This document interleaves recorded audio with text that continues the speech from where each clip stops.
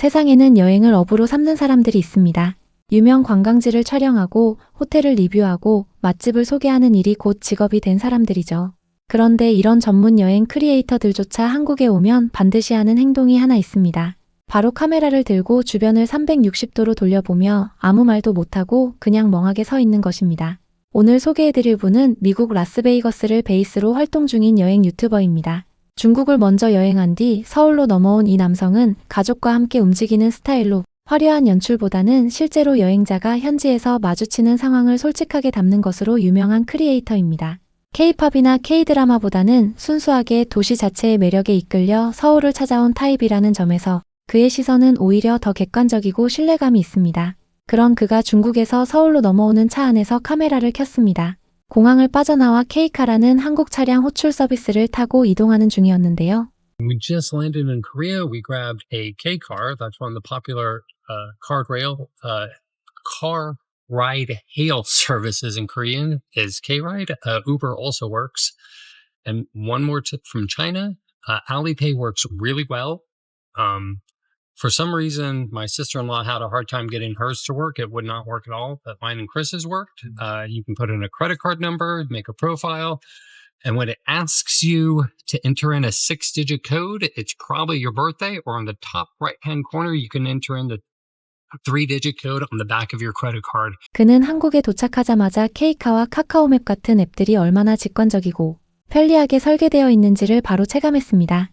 미국에서도 우버를 즐겨 쓰는 그였지만 한국의 교통앱 시스템은 외국인이 처음 써도 전혀 어렵지 않을 만큼 잘 정비되어 있다는 점에서 인상적이었다고 말합니다.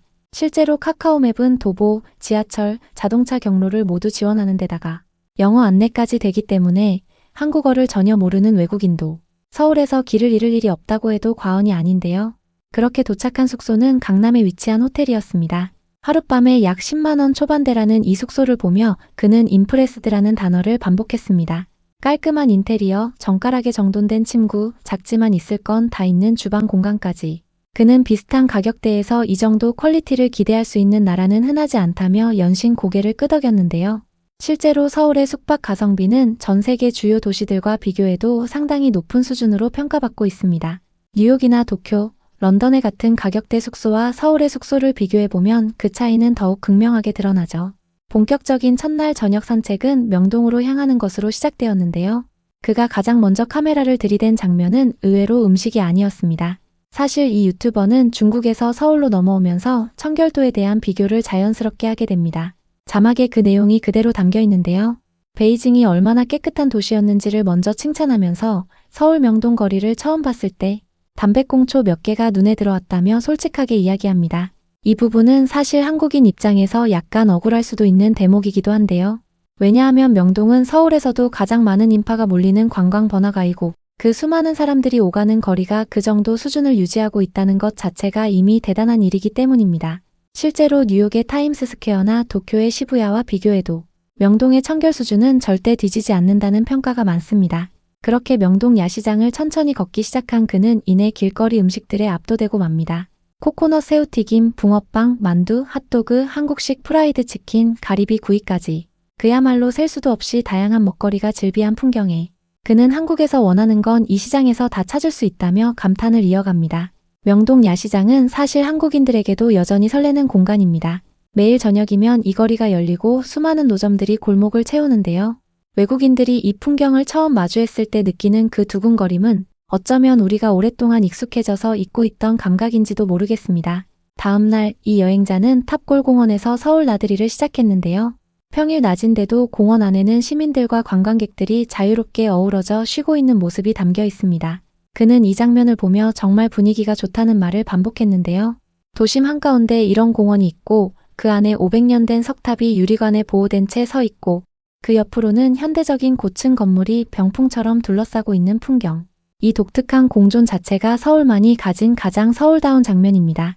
이어서 향한 곳은 인사동 문화의 거리였습니다. 그는 서울 북쪽만 해도 이런 특색 있는 쇼핑 거리가 4군데 이상 된다며 감탄했습니다. 사실 이건 서울을 조금만 알아도 금방 체감할 수 있는 사실인데요. 인사동, 삼청동, 북촌, 익선동, 서촌까지 각기 다른 분위기와 색깔을 가진 골목들이 도심 안에 이렇게 촘촘하게 모여있는 도시는 전 세계적으로도 흔하지 않습니다. 뉴욕도 파리도 각 동네에 이만큼 다양한 정체성이 공존하는 구조를 갖추고 있지는 않거든요. 그리고 인사동을 걷던 중 그가 발견한 것이 있었는데요. 촘촘하게 설치된 관광 안내 표지판들이었습니다. 서울공예박물관, 공평도시유적전시관, 한국관광협회 중앙회, 공중화장실 위치까지 영어와 한국어, 중국어, 일본어가 함께 표기된 이 안내판들은 외국인이 지도 앱 없이도 혼자 움직일 수 있도록 설계되어 있습니다. 실제로 유럽이나 미국의 관광거리에서는 이런 수준의 다국어 안내 인프라를 찾기가 쉽지 않은데요. 서울은 외국인을 맞이하는 준비가 정말 철저하게 되어 있는 도시라는 걸 이 표지판 하나가 그대로 보여주는 것이죠. 그러다가 드디어 이날의 하이라이트, 미쉐린별을 받은 삼계탕 전문점에 도착했습니다. 메뉴가 딱 하나라는 사실에 그는 오히려 더 기대감을 드러냈습니다. 한 가지만 한다는 건 그걸 정말 잘한다는 뜻이라며 확신에 찬 표정을 짓는데요. 이 식당에서 그가 선택한 것은 백년 삼계탕, 즉 오래된 인삼을 넣어 만든 특별 버전이었습니다. 3만 원이라는 가격에 잠시 고민하는 듯한 모습도 보였지만 결론은 명확했습니다. 식사를 마친 뒤 그는 이렇게 말합니다. 정말 꽤나 괜찮았다. 백년삼 버전이 훨씬 더 복잡하고 깊은 맛이 난다. 일반 닭국물과는 차원이 다르다라고요. 특히 나중에 따로 나온 인삼 프라이드 치킨이 이날의 진짜 주인공이었다며 이 집에 오게 된다면 반드시 프라이드 치킨을 함께 주문하라고 적극 추천합니다. 미쉐린 가이드가 한국 음식의 세계적 수준을 이미 공인하고 있지만 이처럼 직접 먹어본 외국인의 입에서 나오는 진심 어린 감탄은 그 어떤 평가보다도 설득력이 있습니다. 식사를 마친 뒤 들른 곳은 북촌 한옥마을 근처였습니다. 한복을 입으면 궁 입장이 무료라는 사실을 소개하면서 그는 어떤 핑계로든 차려입어야 하지 않겠느냐며 웃음을 터뜨립니다. 2시간에 2만 원, 4시간에 2만 5천 원이라는 가격도 소개해 주는데요. 그런데 이 장면에서 한 가지 흥미로운 사실이 있습니다. 그는 이미 이전 서울 방문에서도 이 일대를 다녀간 경험이 있다고 했는데 다시 찾을 만큼 매력적인 곳이었다는 것이죠. 한 번 온 외국인이 반드시 다시 찾게 되는 도시. 그게 서울입니다.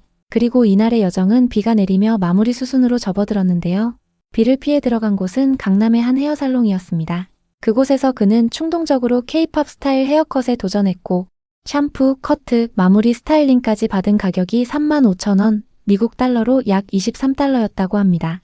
그는 이 가격에 이 퀄리티라는 게 믿기지 않는다며 흡족한 표정을 짓는데요. 비가 내리는 밤인데도 거리는 활기로 가득했습니다. 환하게 켜진 간판들, 우산을 쓰고 거리를 오가는 사람들, 쉬지 않고 돌아가는 카페와 편의점들. 그는 서울을 아시아에서 가장 좋아하는 도시 중 하나로 꼽으며 올 때마다 새로운 동네를 발견하게 된다고 말합니다. 다음 날에는 서울 성곽길을 걷겠다는 계획도 밝혔는데요. 우리가 매일 지나치는 이 도시의 야경이 지구 반대편에서 날아온 누군가에게는 생애 가장 기억에 남을 밤 풍경이 되고 있다는 것. 그걸 알고 나면 우리가 살고 있는 이 도시가 새삼 다르게 보이는 것 같습니다.